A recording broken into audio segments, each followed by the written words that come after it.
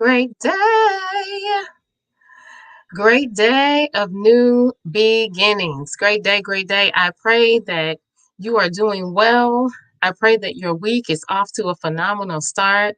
I pray that you are living the life that you have always dreamt of living. So, what are we chatting about today? So, I just want to hone this point. You already are. You already are. You do not have to become, you just have to hone. So you already are. So let's jump into that. So when I was a little girl, I could be found at my then godmother's house with my ruler, standing in front of the class giving instruction. Now I'm a little girl. I don't even know that there's such a thing of as teacher. All I know is that's how I play. I'm at her house. I tell my students what to do. I teach a lesson on the fake chalkboard, which is her wall. I tell people when they can get up and go to the bathroom. I have this lesson prepared every time I'm there. I have this classroom, and I hadn't been to school to learn how to be a teacher. I wasn't told that I was a teacher, but in my little girl playing, I was acting out what I was, which was a teacher. And I didn't go to school because I wanted to be a teacher. I was a teacher who needed to hone skills in order to execute the job of teacher effectively. So I want to disrupt our thinking about who we are and what we need to become in order to walk into our destiny and in our calling and to be all that we were created to be. Because the fact of the matter is you already are.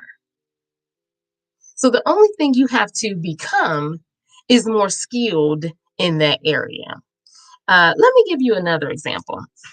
Uh, I love to design houses. You come in my house today, it's going to look like A. You come in my house on Friday, it's going to look like B.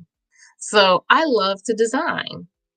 I've not been to school to do interior designing, but that makes me nonetheless still a designer. But I'm not doing the job necessarily of being a designer. Doesn't make me less of a designer.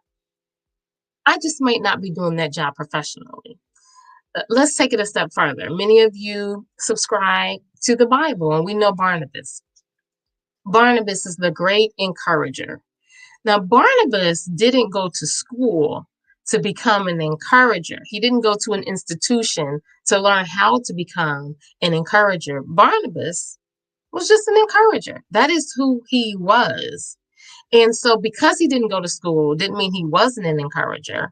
But the essence of who he was and how he executed his life and interacted with people made him an encourager.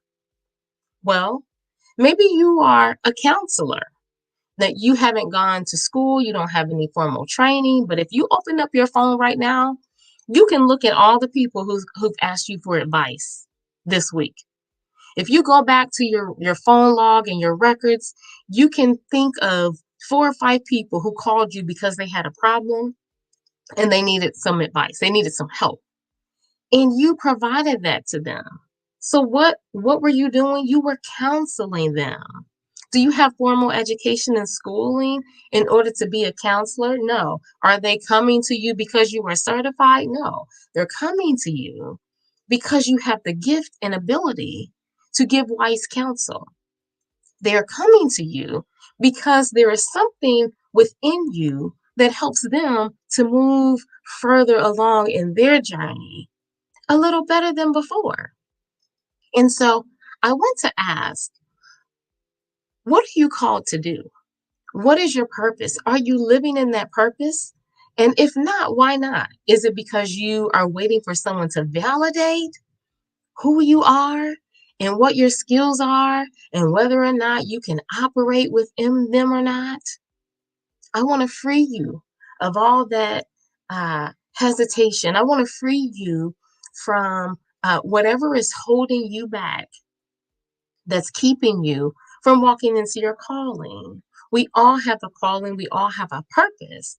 And the question is, are you operating within it? And if you are not, please don't use the excuse that I haven't been certified, I haven't gone to the institution, I haven't, because the essence of who you are doesn't need to be schooled. Your skills may need to be honed in order for you to effectively walk into that position. So I hope you hear me today.